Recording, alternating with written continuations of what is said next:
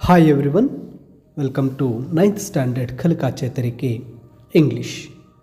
This is activity 34, active and passive voices. Learning outcome 9.5, use appropriate grammatical forms in communication and passivation. Last one, passivation.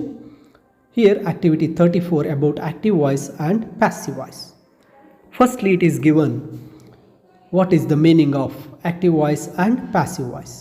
Here voice is the form of verb takes to indicate whether the subject of the verb performs or receive the action. ಇಲ್ಲಿ voices active and passive voice ಅಂದರೆ ಏನು ಅಂತ ನೋಡಿದಾಗ voice ಅಂದರೆ ಅಲ್ಲಿ verb subject ಅಂತಕ್ಕಂಥದ್ದು ವರ್ಬ್ನ ಮೇಲೆ act ಮಾಡ್ತಾ ಇದೆಯಾ ಅಥವಾ ಸಬ್ಜೆಕ್ಟ್ ಅಂತಕ್ಕಂಥದ್ದು ವರ್ಬ್ ಕಡೆಯಿಂದ ಆಕ್ಷನನ್ನು ರಿಸೀವ್ ಮಾಡ್ಕೊಳ್ತಾ ಇದೆಯಾ ಅಂತ ನೋಡ್ತಕ್ಕಂಥದ್ದು ಆಕ್ಟಿವ್ ಆ್ಯಂಡ್ ಪ್ಯಾಸಿವ್ ವಾಯ್ಸ್.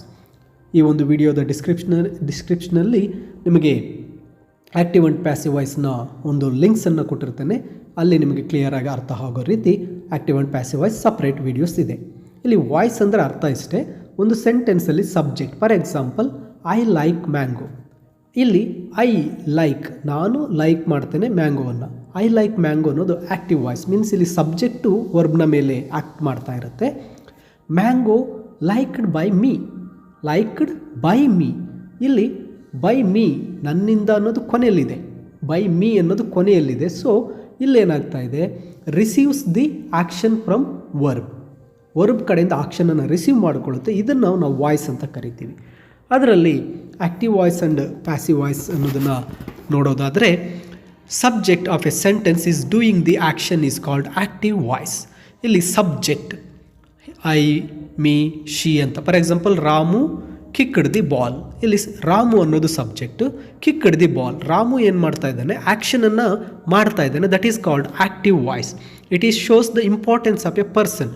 ಇಲ್ಲಿ ಪರ್ಸನ್ನ ಇಂಪಾರ್ಟೆನ್ಸನ್ನು ತೋರಿಸುತ್ತೆ. ರಮೇಶ್ ಕಿಕ್ಡ್ ದಿ ಬಾಲ್, ಯಾರು ಕಿಕ್ ಮಾಡಿದ್ರು, ರಮೇಶ್ ಕಿಕ್ ಮಾಡಿದ್ರು. ಹಾಗೆ ಪ್ಯಾಸಿವ್ ವಾಯ್ಸ್ ಅಂತ ನೋಡೋದಾದರೆ, here the subject is being affected or changed by the action or receives the action. ಇಲ್ಲಿ ಸಬ್ಜೆಕ್ಟ್ ಆ್ಯಕ್ಷನನ್ನು ರಿಸೀವ್ ಮಾಡ್ಕೊಳ್ತಾ ಇರುತ್ತೆ. ಅದನ್ನು ನಾವು ಪ್ಯಾಸಿವ್ ವಾಯ್ಸ್ ಅಂತ ಕರಿತೀವಿ. For example, ball kicked by Ramesh, ball was kicked by Ramesh ಅಥವಾ ball is kicked by Ramesh. ಇಲ್ಲಿ ರಮೇಶ್ ಅಂತಕ್ಕಂಥದ್ದು ಆ್ಯಕ್ಷನನ್ನು ರಿಸೀವ್ ಮಾಡ್ಕೊಳ್ತಾ ಇರ್ತಾನೆ, means being affected by the action. ಇದನ್ನು ಪ್ಯಾಸಿವ್ ವಾಯ್ಸ್ ಅಂತೇಳಿ ಕರಿತೀವಿ. ನಾವು ಇದಾದ ನಂತರ ಡೂ ಆ್ಯಸ್ ಡೈರೆಕ್ಟೆಡ್ 34.1 ಅನ್ನು ನೋಡೋದಾದರೆ, right whether the action is important or the person who does the action is important ಅಂತ. ಇಲ್ಲಿ milk is sold here, milk is sold here. ಇಲ್ಲಿ ಸೋಲ್ಡ್ ಹಿಯರ್ ಅಂತಕ್ಕಂಥದ್ದು ಆ್ಯಕ್ಷನ್ ತುಂಬ important. My neighbour cuts a tree in front of the house, my neighbour cuts a tree in front of the house. ಇಲ್ಲಿ subject is important. My neighbour ಯಾರು cut ಮಾಡಿದ್ರು, subject. My neighbour cut ಮಾಡಿದ್ರು. Doctors advise people to walk 3 kilometres every day. ಇಲ್ಲೂ ಸಹ ಅಷ್ಟೇ, doctors advice, doctor advise ಕೊಡ್ತಾರೆ, ನಾವು ಅವರ ಅಡ್ವೈಸನ್ನೇ ತೊಗೊಳ್ತೀವಿ. ಬೇರೆಯವರು ಯಾರಾದರೂ ಹೇಳಿದ್ರೆ ಬಿಟ್ಬಿಡ್ತೀವಿ, ಡಾಕ್ಟರ್ ಹೇಳಿದಾಗೆ ನಾವು ಮಾಡ್ತೀವಿ. So the subject is important. Smoking is prohibited. ಇಲ್ಲಿ ಸ್ಮೋಕಿಂಗ್ ಈಸ್ ಪ್ರಾಹಿಬಿಟ್ ಅಂದಾಗ ಇಲ್ಲಿ ಆ್ಯಕ್ಷನ್ ಈಸ್ ಇಂಪಾರ್ಟೆಂಟ್. ಯಾಕೆ, ಸ್ಮೋಕಿಂಗ್ ಮಾಡೋದು ಪ್ರಾಹಿಬಿಟೆಡ್. ಆದರೆ ಅಲ್ಲಿ ನೀವು ಬೇರೆ ಸಿಟ್ಟಿಂಗ್ ಅಥವಾ ಸಿಂಪ್ಲಿ ವಾಕಿಂಗ್ ಅಲ್ಲಿ ಪ್ರಾಹಿಬಿಟೆಡ್ ಇರೋಲ್ಲ. So action is important there. Next, trespassers will be punished. Here trespassers will be punished. Subject is important. He drove is car past me and stopped suddenly. Here action is important. Car ಫಾಸ್ಟಾಗಿ ಹೋಗ್ತಾ ಇರೋದು, that is the important. Action is the important. When we come to activity B, match the first half of a sentence in a column A with the second part of column B. ಮೊದಲನೇದು, he was punished for his unlawful activities. Second, robbers broke open the door and entered the bank. John planned to go on a tour. Gauri left her jewelry in the bus yesterday. The injured man was taken within no time. The injured man was taken to a nearby hospital. The car got repaired within no time. Here this is the match the following ಹೊಂದಿಸಿ ಬರೆದಿರ್ತಕ್ಕಂಥದ್ದು. Then activity C ಅನ್ನು ನೋಡೋದಾದರೆ ಇಲ್ಲಿ combine sentences by using B and right A for active voice and P for passive voice. ಇಲ್ಲಿ ಮೇಲೆ ಕೊಟ್ಟಿರ್ತಕ್ಕಂಥ ಈ ಒಂದು match the following ಸೆಂಟೆನ್ಸನ್ನು ಬರೆದು ಅದು ಆಕ್ಟಿವ್ ವಾಯ್ಸಾ ಪ್ಯಾಸಿವ್ ವಾಯ್ಸ್ ಅಂತ ಮೆನ್ಷನ್ ಮಾಡಬೇಕು. ಆಕ್ಟಿವ್ ವಾಯ್ಸ್ ಆದರೆ ಎ, ಪ್ಯಾಸಿವ್ ವಾಯ್ಸ್ ಆದರೆ ಪಿ. ನಾವು C first sentence, he was punished for his unlawful activities. It is a passive voice. Robbers broke open the door and entered the bank. Active voice. John planned to go on a tour. It is an active voice. Gauri left her jewelry in the bus yesterday. That is active voice. The injured man was taken to nearby hospital. It is passive voice. The car got repaired within no time. It is active voice. Then activity C, mark the main verb in each sentence. ಈ ಇಡೀ ಕೊಟ್ಟಿರ್ತಕ್ಕಂಥ ಎಲ್ಲ ಸೆಂಟೆನ್ಸ್ಗಳಲ್ಲಿ main ವರ್ಬನ್ನು mark ಮಾಡಿ. Cut down the trees, take the logs to the paper mills, cut into small pieces, mix them with water and some chemicals, grind the mixture into pulp, put the pulp on a flat moving trays, squeeze the water out, press the pulp between the rollers and flatten into paper, add chemicals to make the paper smooth.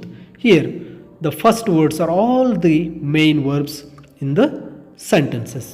They are all marked. ಅವೆಲ್ಲವನ್ನು ಸಹ mark ಮಾಡಿದ್ದೇವೆ. Now complete the paragraph by using the verbs in passive form to describe the process of manufacturing paper by using required linkers.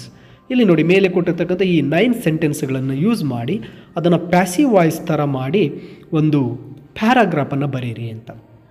ಎಕ್ಸಾಂಪಲ್ಗೆ ಅವರೇ ಕೊಟ್ಟಿದ್ದಾರೆ, the trees are cut down. ಮೊದಲನೇ sentence ನೋಡಿ, cut down the trees.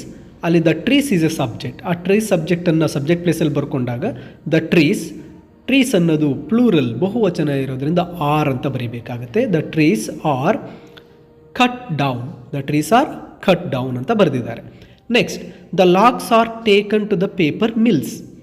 ಎರಡನೇ sentence ನೋಡಿ, the logs ಅಂತಕ್ಕಂಥದ್ದು subject, ಅದನ್ನು ಮೊದಲು ಬರ್ಕೊಂಡು ದ ಲಾಗ್ಸ್ ಅವು ಬಹುವಚನ ಪ್ಲೂರಲ್ ಇರೋದ್ರಿಂದ ಆರ್, ಟೇಕ್ ಇರ್ತಕ್ಕಂಥದ್ದು ವರ್ಬ್ 3ಗೆ ಚೇಂಜ್ ಆಗಿದೆ, taken to the paper mills. ನೋಡಿ ಇಲ್ಲಿ sentence, the logs are taken to the paper mills. ಹಾಗೆ ನೆಕ್ಸ್ಟ್ ಸೆಂಟೆನ್ಸ್ಗಳನ್ನು ಇಲ್ಲಿ ಪ್ಯಾಸಿವ್ ವಾಯ್ಸ್ಗೆ ಮಾಡಿದ್ದೇನೆ.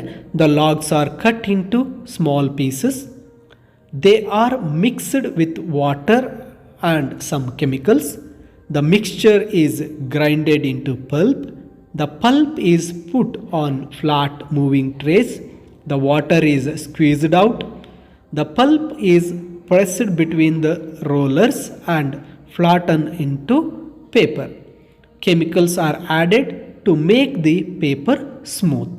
ಇಲ್ಲಿ ಸಬ್ಜೆಕ್ಟನ್ನು ನಾವು ಬರ್ಕೋಬೇಕಾದ್ರೆ ಸಬ್ಜೆಕ್ಟ್ ಸಿಂಗ್ಯುಲರ್ ಇದ್ದಾಗ ಹೆಲ್ಪಿಂಗ್ ವರ್ಬ್ ಈಸನ್ನು ಯೂಸ್ ಮಾಡಬೇಕು, ಪ್ಲೂರಲ್ ಬಂದಾಗ ಆರನ್ನು ಯೂಸ್ ಮಾಡಬೇಕು. ಇದು ಪ್ರೆಸೆಂಟ್ ಟೆನ್ಸಲ್ಲಿ ಅವರು ಎಕ್ಸಾಂಪಲ್ ಕೊಟ್ಟಿರೋದ್ರಿಂದ all the sentences are done in present tense. Past ಟೆನ್ಸಲ್ಲಿ ಕೊಟ್ಟರೆ ನಾವು ಪಾಸ್ಟ್ ಟೆನ್ಸಲ್ಲಿ ಮಾಡಬೇಕಾಗತ್ತೆ. ನೆಕ್ಸ್ಟ್ ಆಕ್ಟಿವಿಟಿ ಡಿ ಅನ್ನು ನೋಡೋದಾದರೆ, read the following instructions, rewrite them in the passive form. ಕೊಟ್ಟಿರ್ತಕ್ಕಂಥ ಪ್ಯಾರಾಗ್ರಾಫನ್ನು ಆಕ್ಟಿವ್ ವಾಯ್ಸಲ್ಲಿ ಕೊಟ್ಟಿದ್ದಾರೆ, ಅದನ್ನ ಓದಿ ನಾವು ಅದನ್ನ ಪ್ಯಾಸಿವ್ ಫಾರ್ಮ್ಗೆ ಬರೀಬೇಕು. Wash and dry the fruit, cut into pieces and add salt, keep the pieces in the sunlight, add oil and spices to it, store the pickle in a dry jar with a tight lid, use a dry spoon to stir and take the pickle from the jar. ಇಲ್ಲೂ ಅಷ್ಟೇ ಸಬ್ಜೆಕ್ಟನ್ನು ನಾವು ಮೊದಲು ಬರ್ಕೊಂಡು ಆ subject singular ಇದ್ದರೆ is, plural ಇದ್ದಾಗ R ಅಂತ ತಗೊಂಡು ಮತ್ತೆ ಆಬ್ಜೆಕ್ಟನ್ನು ಒಂದು ವರ್ಬ್ 3 ಫಾರಮಲ್ಲಿ ಬರೆದು ಉಳಿದಿರ್ತಕ್ಕಂಥ ಸೆಂಟೆನ್ಸ್ ಆಬ್ಜೆಕ್ಟನ್ನು ಬರೀಬೇಕಾಗತ್ತೆ. ಇಲ್ಲಿ ಪ್ಯಾಸಿವ್ ಫಾರ್ಮ್ಗೆ ಕನ್ವರ್ಟ್ ಮಾಡಿರೋದು ನೋಡಿ. The fruit is washed and dried, it is cut into pieces and salt is added, the pieces are kept in the sunlight, oil and spices are added to it, the pickle is stored in a dry jar with a tight lid, dry spoon is used to stir and the pickle is taken from the jar. ಇಲ್ಲಿ ಮೊದಲು subject ಬರೆದಾಗ ಗಮನಿಸಿ, the fruit is, ಹಾಗೆ it is, the spices are, the pieces ಅಂತಕ್ಕಂಥದ್ದು plural ಇರೋದ್ರಿಂದ are, oil and spices ಎರಡು ಇರೋದರಿಂದ are plural ಬಂದಿದೆ. ದ ಪಿಕಲ್ ಅನ್ನೋದು ಸಿಂಗ್ಯುಲರ್. So is. ಈ ರೀತಿ ಒಂದು ಸೆಂಟೆನ್ಸಸನ್ನು ನೋಡಿ ಸಬ್ಜೆಕ್ಟ್ ಸಿಂಗ್ಯುಲರ್ ಇದ್ದಾಗ ಈಸ್, ಪ್ಲೂರಲ್ ಇದ್ದಾಗ ಆರ್. ಪ್ರೆಸೆಂಟ್ ಟೆನ್ಸಲ್ಲಿ ಕೊಟ್ಟಿರ್ತಕ್ಕಂಥ ಸೆಂಟೆನ್ಸಸ್ ಎಲ್ಲವನ್ನು ಪ್ಯಾಸಿವ್ ಫಾರ್ಮ್ಗೆ ಬರಿಬೇಕಾಗತ್ತೆ.